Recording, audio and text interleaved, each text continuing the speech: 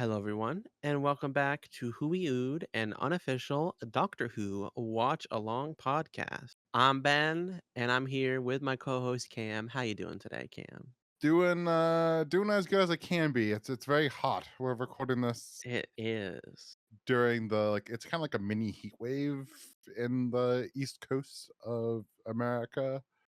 This week it's like today and yesterday I think it was like above 100 degrees at a point. Yeah. Yesterday afternoon, it was 99 Fahrenheit plus humidity. My cat is dying. I just look over to her and she's just like, Is she a long hair? nah, she's a blue Russian. So she's not like the most hairy cat, but like I'm just looking at her and she's like, I want to die. This is not my environment to live in. Yeah.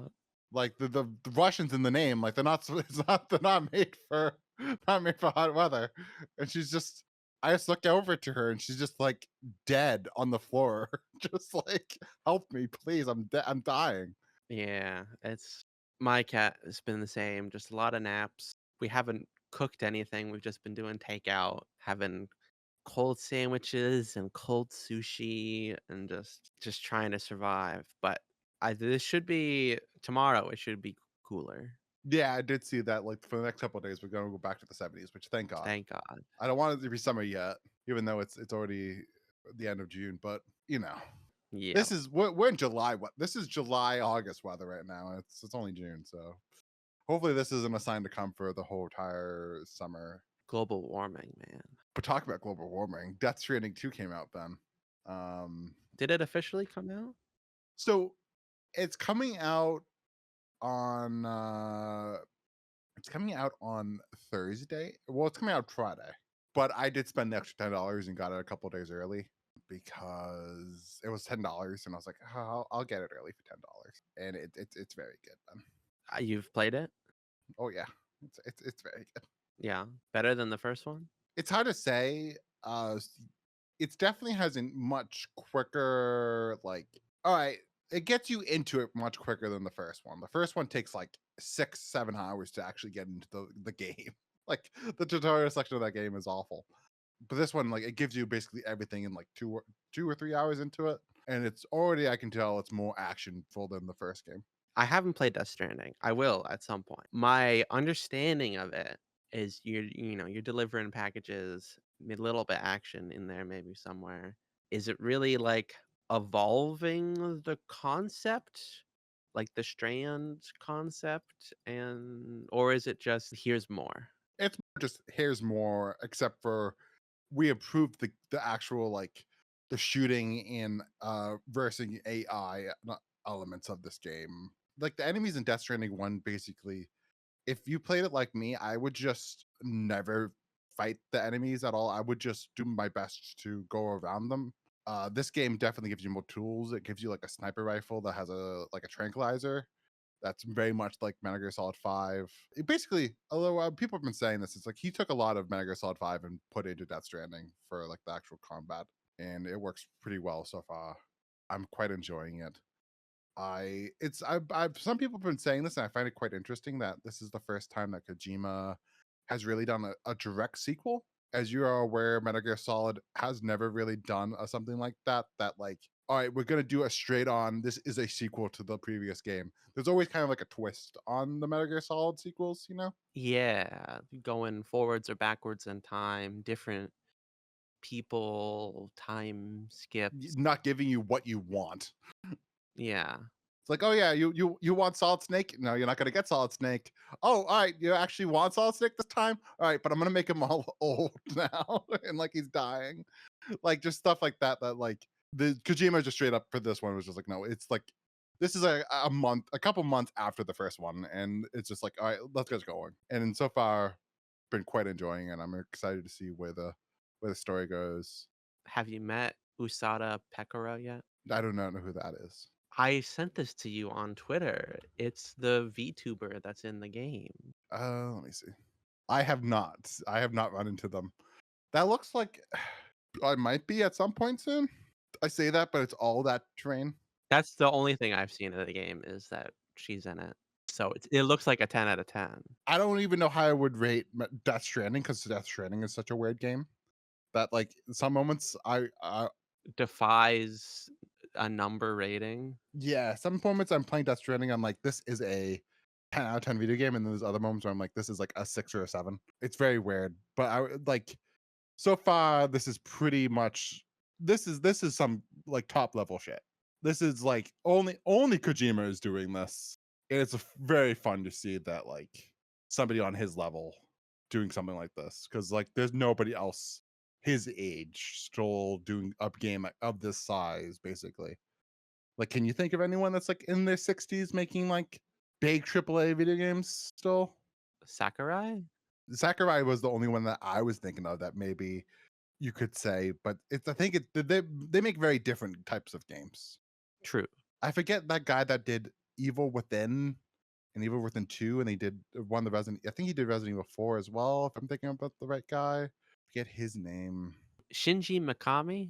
Yeah, but I don't know what he did recently. He did Hi-Fi Rush Yeah, and Ghostwire Tokyo. and I don't know how Did old he he go is. with them? He's 59. No, he left the studio to go form a new studio. That's why Ah, that people think that was part of the reason why Tinker Gameworks got sold. Well, got closed and then sold. But anyways, but how you doing on Not Video Game Podcast? oh, you know, I'm doing all right. Not a whole lot is new, really. We played Firebreak together finally. Very underwhelming. I was thinking about this, Ben. I'm gonna say a statement, and you're gonna say it's crazy, okay? Mhm. I think I actually kind of prefer what I played of the Concord beta to Firebreak. I know that might sound crazy, but at least I think that Concord might actually have better gameplay and more like I found actually playing it more rewarding than playing Firebreak because I just didn't find the actual experience of playing Firebreak that enjoyable. Mhm. Concord at the end of the day wasn't really that bad of a game. It was just nobody wanted it, Yeah. I have no opinion on Concord. Never played it. which is why it failed. There was a free beta and nobody played it. Yeah. I mean, I'm not gonna really argue with you. I want Firebreak to be good Yeah, because it's Remedy. I don't know how much Sam Lake is involved, but I I would want imagine not that more from much. this universe. And that's theoretically infinite, infinitely more. I can play this game forever, I guess. It would be. I feel like it would be a pretty. You would get tired of it pretty easily. I've played 4 hours and I'm done. Yeah. One of these days, I'll read the loading screen and then I will be done with the game. It's what you call a Game Pass game. Yeah. You get Game Pass for the month and you play it, and then you fund Game Pass and you're good. It's in a weird spot because it's not a live service game. There's Yeah. no microtransaction, but there's a roadmap and they're going to release more content over time. I just don't understand what Remedy wanted out of it.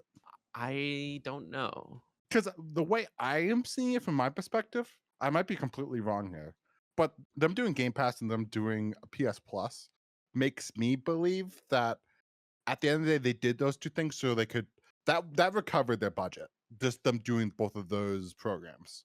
Yeah. So then them just selling it to people, that's just gravy on top. Because I assume Remedy in general doesn't really make expensive video games. I think like Control was like 50 million to actually make the whole game. And I'm assuming that this is just reusing a lot of those same assets. So this must have been made for extremely cheap.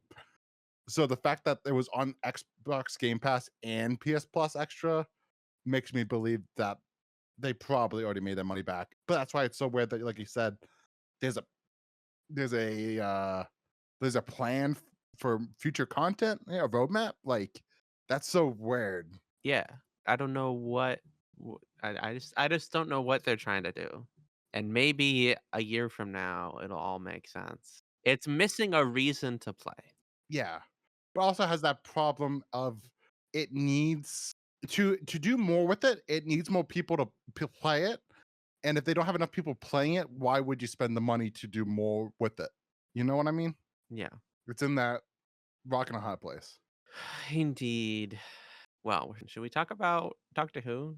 All right, what episode are we talking about this week, Ben? We are talking about The Creature from the Pit, Ooh. broadcast October 27th through November 17th, 1979 on BBC One. This was written by David Fisher, returning from last season doing The Stones of Blood and The Androids of Tara. And of course, we'll do The Leisure Hive next season. Directed by Christopher Barry, One of the goats. yes, who last did The Brain of Morbius and has done, you know, directed all the way back of the Daleks in season one. So he's been around, And this is his last story. indeed. But he does direct Downtime in the 90s. So we can look forward to that. Produced, of course, by Graham Williams. We're getting close to the end here. So, Cam, what did you think of The Creature from the Pit? So this happens sometimes in Doctor Who, where you have a story that's really good, one of the greatest stories of all time. And then you have to have a story that follows that story. And that story, it might not be the best story in the world, but it kind of makes it even worse just because you just came off of that high. So then you get to something like this, where it's not a particularly great episode of Doctor Who. And I just am running off of the high that was City of Death. And now I'm like, oh, yeah, this is what this era is. It's not City of Death every week. It is this. This story, at the end of the day, it's a more continuation of season 16 for the worse. There's nothing really that memorable in this story except for some things that are memorable. But like in general, just like there's not a lot there that I find interesting about the story. I find it pretty bland and uninteresting and just a pretty boring story to watch that didn't really keep my engagement throughout it, except for when Tom Baker was talking to the big green blob monster from the creature in the bed. Um, Ben, what do you think of it? I mean, I don't disagree with you, but I don't think it was like horrendous. You know, from the title, which is the most generic title a science fiction story could ever have. Looking at the letterbox scores, I went in with like the lowest expectations, and I thought, yeah, this actually isn't as bad as I thought it would be. Not good, but not awful. We have Douglas Adams. There's quite a few good jokes here. I think the middle two parts, which are mostly like him in the pit with the kooky astrologer and talking to the creature, those are the most interesting things. All the stuff in the pit. More Romana, which is good. Disagree. I think so. From a production standpoint, Yeah, I was gonna say, I think she's fine. Then this was production wise her first story, and I can yeah, tell. yeah. This isn't the Romana from City of Death, and even the Romana from Destiny of the Daleks. Yes. This is Romana 1. She's still trying to figure out what this version of the character is. And the writers also. Yes, writers as well. But, talking about her first, I guess. I like her kind of interactions with the bandits, her kind of bluffing and being imposing. I thought that kind of worked. It made sense for her character. Like, I in a way I agree with you, but then another way is just like I don't know. It felt very much like I just mentioned. It's like it felt like more like a Romano 1 thing. It felt like I could imagine Mary Tam saying those words. Now that you said that, yeah, I can picture it with Ramada 1, and it more fitting my unfortunately loose understanding of her character. Like I feel like Romano 2 is much more like a second Doctor, while this was much more back to that like that. Oh, I'm kidnapped again, and K9, oh yeah, no. she's gonna always scream about K9 the majority of this episode, and she has that massive cry when K9. What happens to K9 in particular? Is it like a boulder gets hit on him, or like green stuff hit him? They're like wolf weeds. The canine is beset by wolf weeds, and they cover him in like cobwebs, and he's dead. he's destroyed. And she really goes for it. Yeah, that particular outcry was not really convincing. No. But this was, that's like the first or second part. So, and this is the first time she's playing the character. So I'm gonna give her some slack. But yeah, I guess now that you say that, it is a little bit more Romana one coded, but not awful. Which again, it's not anyone's fault. I would say it's majority of the person's fault is actually kind of Douglas Adams because he probably should have rewrote it to fit. Well, like it depends on where he was with the Destiny of the Dalek script and the City of Death scripts to more fit it with that character because this is not that character. And like just to go on to that point, if you're done with Romana, Ben, Sure. I think this story is evidence of what I kind of suspected, and we will see more of the next two episodes of I don't think Douglas Adams is that great of a script editor. That his strength isn't particularly like, okay, I have this script that's given by me from another writer. I'm gonna improve the structure of this and make the pacing more tight and gonna add stakes to the drama. He kind of just his script editing job is like, all right, let me just keep on adding jokes to it because that's probably comes really easily to him, and that's how his mind works Yeah. more than like maybe somebody more like a Robert Holmes or a Terrence Dix is like, okay, let's make the story just like the pacing of the story work better. Or like, let's just keep the audience engaged. Douglas is just more of a let's get the Doctor as many funny lines of dialogue as possible. Hmm. Which he's very funny this episode, especially like we said during when he's talking to the creature. It is hilarious. One gag I really love is when he's like hanging on the edge of the pit and he pulls out a book like how to climbing 101. And he says, "Oh, it's in Tibetan." So he pulls out another book, How to Learn Tibetan. Which like that has to be Douglas Adams. That's not David Oh, Fisher or I anyone else. guarantee that was Douglas Adams's idea. Which also we have seen in the past that the Doctor has also put out books in moments of trouble in a Douglas Adams script. Mhm. So what do you think of the creature then? The Tythonian Erato. Nothing really that memorable. Uh, I do like that at like I think it's part 4 is when the creature starts like getting other people's voices. Yeah. I found that to be kind of interesting, especially when they have Tom Baker's voice. That was the most interesting thing about the character, but like when it comes down to like that as the ideas that's presented for the creature, and then as well as just the execution of the design, it's all pretty generic and nothing really strikes out to me. Yeah, it's a interesting design. But like, for example, you know how you can tell it's a good or bad design in Doctor Who, Ben? If there was an action figure based off of it. Like you could never make an action figure based off the creature from the pit. Damn. Yeah, it would just be a big cube with an appendage. But yeah, I do really like the doctor's interactions with the creature. Oh yeah. That is the best parts about this whole episode. Very good like characterization that I enjoyed in the doctor. Him trying to like empathize and figure out how to communicate with this creature who's seemingly been going on a rampage. And of course the doctor gets really familiar with the what is probably what was meant to be like an arm of the creature, but it looks like it could be another object of the creature. it's just it's just so ridiculous to see Tom so close to it and so like just holding onto it with both hands and like he puts his like air to it. Like it's a very funny image, even though I don't think that was probably intentional. Probably not. All right, Ben, let's talk about the elephant in the room. Is it a canine shaped elephant?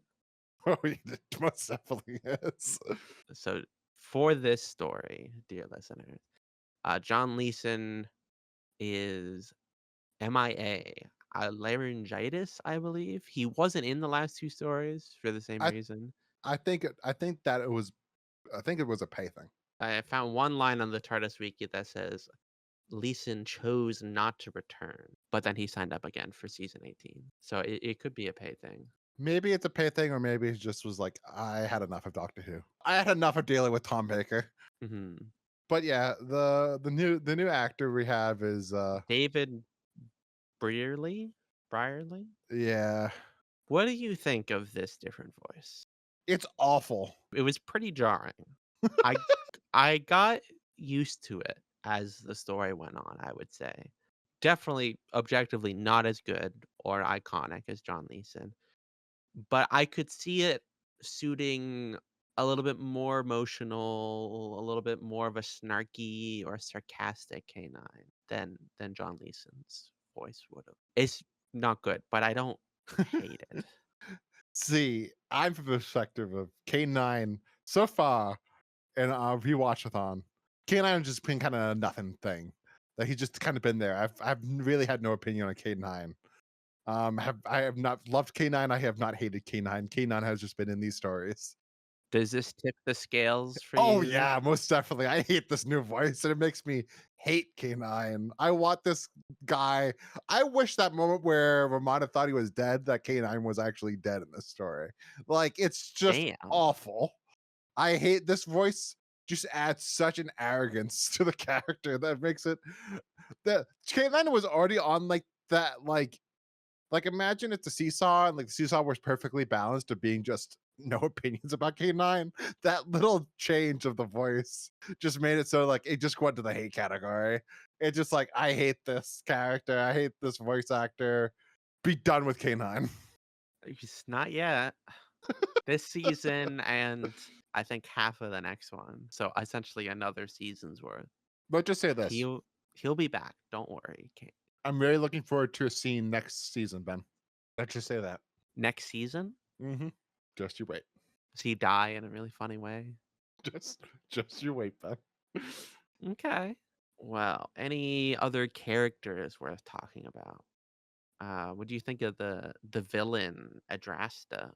Kind of fun. She gives a very over the top performance, but it's nothing really we haven't seen before in Doctor Who. So again, it's just like a majority of the story. There's just nothing really there for me to talk about, just because it's like there's nothing really there to talk about in general. It's just like it's very much just a cookie cutter. This could have been inserted into a majority of other Doctor Who stories. Yeah. If you swap this out with like the guy from Android Zatara, this would be the same story. Hmm. I think her makeup's kind of interesting. That's about all I have to say. And what about the pit guy, Organon? He's fine. Like again, just there's nothing really that stood out to me about the character. Did he stand out for you? I thought he was funny. He was a good vehicle for jokes. Him predicting something outlandish and it happening. Like, oh, two people from beyond the stars, a tall, dark object. He was funny. That's about it. I liked him interacting with Tom. Tom was good, as always. As always, especially when he has Douglas Adams' dialogue to say. Of course. But I would say like it's also kind of interesting that Christopher Barry. I saw in Titus Wiki that Christopher Barry came back. Of course, the previous doing the last story he did was Brandon Morbius, and he said that Tom was very different this episode compared to his previous experience with them. So they didn't get along together. So they had to bring in Douglas Adams as like a mediator because Douglas Adams knew how to speak Tom Baker somehow. like, so he was kind of like the mediator between the two divorced parents to be like, Interesting. all right, this is what you have to do, Tom. And this is Christopher. This is what Tom's gonna do.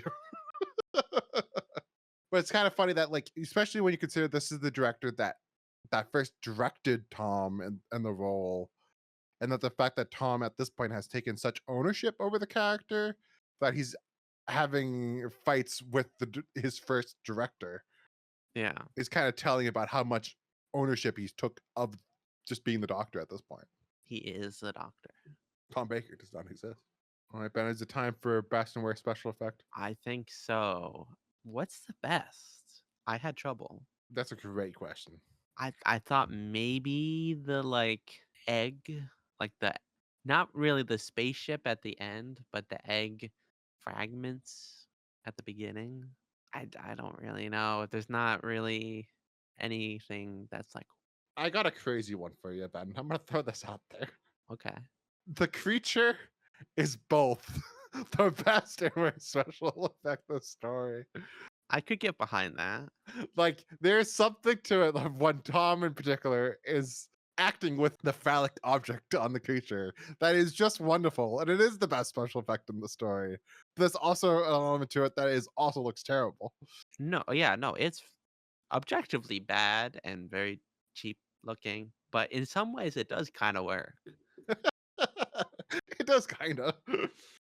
I just put it on in the background for 2 seconds. I'm just like, oh no, that is the best part of that story. Of just Tom just talking to this.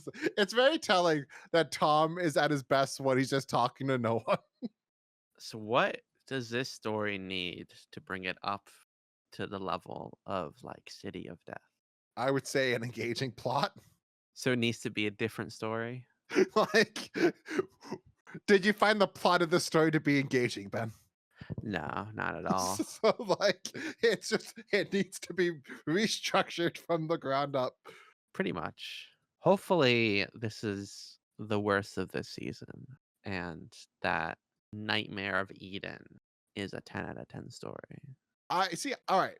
I have seen Nightmare of Eden as a kid. I liked it as a kid. So we'll see how I like it as an adult. I remember I had fun with it as a kid. And I've mentioned before, Horns of Nyman has an iconic over the top performance of all of Doctor Who period. So at least we have that to look forward to. I will. So, you ready to talk about cliffhangers? Yeah, let's go, Ben. Alrighty. 1, the doctor throws himself into the pit. My God! What's he doing? 2, the doctor is attacked by the creature. Oh no! And 3, the creature is delivered the wheel thing. And the the effects at the end of the episode make it seem like it's like growing in size. But in the next episode, we see it did not. That didn't happen. I don't know. Adrasta screams as well. What's the best cliffhanger? They all kind of suck. I guess one just because it's kind of funny that, all right, for this story that's called The Creature from the Pit, what we're just going to do is we're going to put the doctor in the pit right at the end of part one. Yeah, I would agree. It ain't going on the top 10 list, but it's probably the best here. So, Cam, how would you rate this story? Do I like this more than Andrew Zatara? I preferred Andrew Zatara. Did I like this more than The Invasion of Time? I think I like this a little bit more than Invasion of Time, so I'm going to give this a 5. Oh, do I like this more than Mask of Mandragora? I like Mask of Mandragora more, so I'm going to give this with on par with Invasion of Time. I'm just going to do so. I'm going to do 5.6.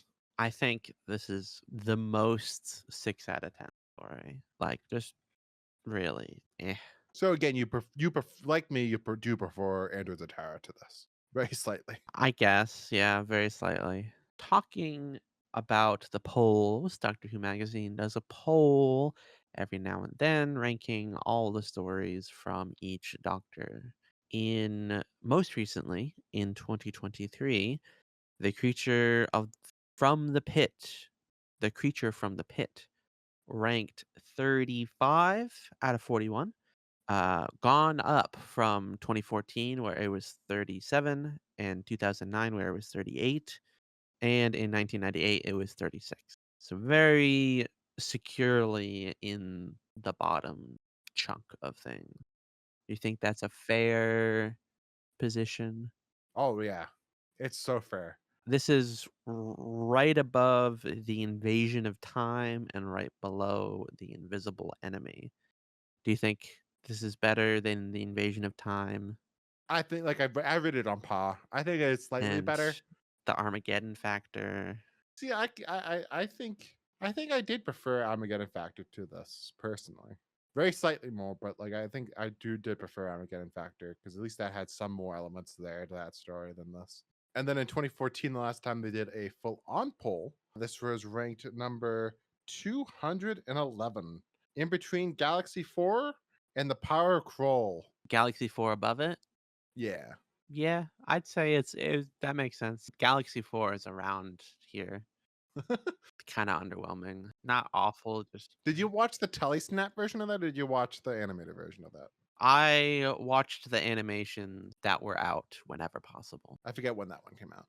couldn't tell you, but it was out. Um, I haven't seen the Underwater Menace animation on, so I still got to see Underwater Menace. Still got to see Celestial Toymaker. Still got to see the Savages, but I've seen all the rest. One day we'll do this. One day. I'm looking on this big old list of stories here, and I'm getting uh depressed that well, we've seen all the top 10 stories already. The highest rated story we have not seen yet is Logopolis. What is State of Decay? Logopolis is 12. State of Decay is 15. Okay, okay. And then what's Warriors Gate? 16. Okay, so like we have some stories that are better than Creature from the Pit to look forward to next season, Ben. Thank God. Yeah. But next season we also have Meglos and Leisure Hive. I watched Leisure Hive when the Blu-ray came out. I liked Leisure Hive, so we will see how my viewing goes. Because like I was gonna say this episode, but like I feel like sometimes reviews and impressions are hindered by just watching in an order. If you know you know what I mean. Yeah. I might like Creature from the Pit better if I just watched this on a one-off one Saturday night and didn't already watch Doctor Who the week before and the week before and the week before that. If it was just like I haven't watched Doctor Who in the past like 2 months, I would put on Creature from the Pit and I might have a fun time just because it's classic Doctor Who. It's Tom Baker Yeah. saying funny things again. We're coming close to it's been like 9 months of just Fourth Doctor. Over a year of classic Doctor Who every single week. And there's good stuff and there's bad stuff, but sometimes the fatigue, just more and more classic Doctor Who absence makes the heart grow fonder. But Which is why starting next week, we're going to be starting all over again. So get ready for Spread from Space. no, if we were to do it all again, I would say let's watch An Earthly Child. Yeah. Because at some point it'd be cool to say, oh, we've talked about every single episode. Oh yeah, but like Ben, that means you have to rewatch the Web Planet again. Don't you want to wait a couple more years till the Web Planet? Probably. And I know you've said before that, like, you want to keep some classic Who in the bank. That when you're 85 and Doctor Who's been off the air for 20 years, you have a new episode you can watch. Yeah, ever since the Disney deal went through, Doctor Who never came back. Watch some Hartnell or Troughton stories. Yeah. Maybe we'll find new ones by then. So like you have heard that like basically people say they're out there. The problem is at the moment is that like they're just some of the ones. If there's any episodes left, right, they're gonna probably be in private collectors. Yeah. There's some that we know exist, but we don't. They're in private collection. I believe there are also some that we know for sure all copies were destroyed. Yeah. There's 0% chance of us finding them. It's gonna be interesting to see when those people do die. When those if those estates give it to the BBC or they just destroy them. And they just chuck them out there. Nobody's gonna care about this. And they're just lost forever. Man, yeah, it would suck if like some rich guy's daughter inherited it and was like, "What is this? Who cares? I'm throwing it away. Who cares about this episode of Evil the Daleks? I'm gonna go back to the VR metaverse, and who cares about Evil the Daleks? Oh, who cares about Fairy from the Deep? The 10th planet." Let's be honest here. It's just gonna be space pirates. That's good. That's what I'm thinking. They're gonna announce one day, "Wow, we found new '60s Doctor Who," and it's just gonna be more space pirates, and everyone's gonna go, "You can, you can take that back. We don't care. We're good." We'll see. But I think that will do it for this episode today. What's next week, Ben? Next week we'll be discussing Nightmare of Eden, continuing the end of the Graham Williams, Same Who You time, same Who You channel. which is Saturdays at noon EST at Hubiud on YouTube and Spotify and Apple Podcasts and everything and everywhere all at once. Have a wonderful rest of your day. Peace out, everyone.